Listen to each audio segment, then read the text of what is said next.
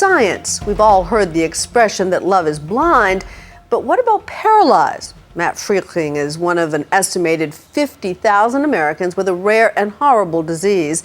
It's called narcolepsy with cataplexy. And the effect is that whenever Matt feels love for his wife, he is unable to move. We uncovered Matt's story for our Secrets of Your Mind special airing tomorrow night. It provides a fascinating window into how the brain processes love. This is what it looks like to be in love. It's a struggle to keep your eyes open. His eyes look heavy. Yeah, he's having a tough time. It's your neck giving in to gravity. Matt, are you still with us? Oh, I'd still be with you even if I couldn't move. And then you disappear inside. At least this is what being in love looks like for Matt Frickling. Is he okay? And he's okay. Being in love with this woman, Trish, his wife of 13 years. Yeah, Has it happened? Matt is trapped. So Matt, if I asked you to move your finger, can you move your finger? No. Trapped by a disease called narcolepsy with cataplexy. He's not dead. I'm sorry. It's scary. It is scary. Sitting there, Matt's not in any pain, and he is fully awake, but a trigger has left him paralyzed. And Matt's trigger is love. Really love him. God, I love you. Really Love for Trish. Love for his stepchildren and their children. That basic, positive human emotion becomes a prison for him. I love my wife. Matt's eyes are open. Yep, he's opening them up. So things that most of us long for, having our grandchildren and our children, having our spouses tell us they love us, all of the things that most of us live for, Right. are things that you have to avoid. Yes. I have to limit those things very carefully. The brain is behaving as if it's asleep while Matt is awake. Dr. Carol Ash is a sleep specialist and has seen many cases similar to Matt's. About 50,000 Americans are estimated to have narcolepsy with cataplexy. And specifically, the brain is behaving as it would in this state of dreaming.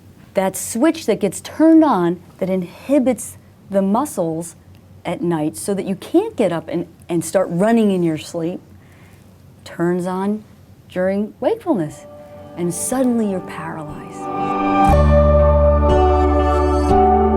Strong emotions are tied to memories of their past lives. Anniversaries are especially difficult. Wedding photos. It was a good day. And I think that's about all I can really say about it. The everyday emotional moments that most of us cherish are landmines to Matt. The walls of their Oregon home are nearly bare. Only a few family pictures remain, but mostly out of sight.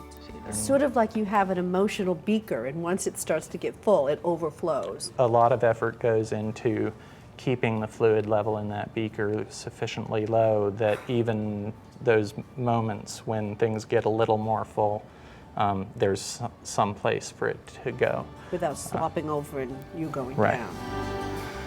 Matt was completely healthy 4 years ago when at 35, the disease suddenly attacked. You certainly married the right woman, because I have to say, an awful lot of us would have real problems. I mean, if you look at most American marriages, the women complain that the guys aren't emotionally available. Well, Yeah. boy, you've got it in spades. Yeah, but I happen to really love him. It can be a hellish existence. We witness how even the simplest things have become threatening for Matt, like the new dog Trish got so she'd have somewhere to express her love. Mom has someone to play with. Yeah. Good girl. Good girl. Go to bed. How is the puppy a substitute for Matt? Well, I think I'm a touchy person. I'm the person who ignores her far more than she would like, because she knows she ain't getting any love from me. She is adorable, but it's just not something I can really focus on. There are two things Matt has no problem doing. One, surprisingly, is driving. It helps him focus and stay awake. As long as I carefully avoid emotional topics, the risk of having an unprovoked, unexpected attack, it's nil. And the second thing is work. The deep irony in all of this is that Matt Frickling is a neuroscientist. He runs his own lab at the Oregon Health Sciences University. Matt is usually fine at work, but has taken the necessary precautions. No pictures on the wall, and his staff knows what to expect.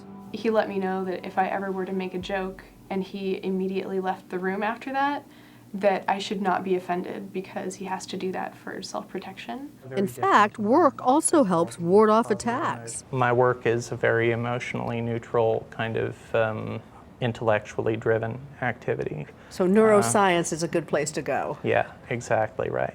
He even uses work to come out of an attack during our interview. You're doing science in your head, aren't you? Currently thinking about snare complexes.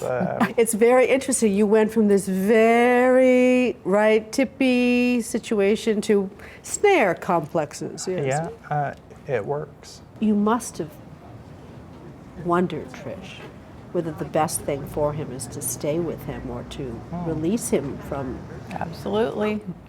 We had that discussion. I think that was probably one of the most difficult things that has occurred as we recognized that, in fact, the trigger was typically me. We've talked about it and thought through it, and I think we both agree that's not the best thing. And he does still want me in his life, and I still want him in mine. I think, honestly, that we're very lucky to have one another. So what have you learned about love in the last 4 years? Love endures a lot. I love my wife, and no disease gets in the way of that. I think it helps a lot to be with the right person. The fact that it's hard for him is hard for me. I want to finish life with this guy. So, and I feel really thankful that he wants to continue on through life with me. Despite being unable to move when he's feeling love for you. I mean, I think do you think we're there, Matt? And once more, Matt becomes paralyzed by love, a love he refuses to give up.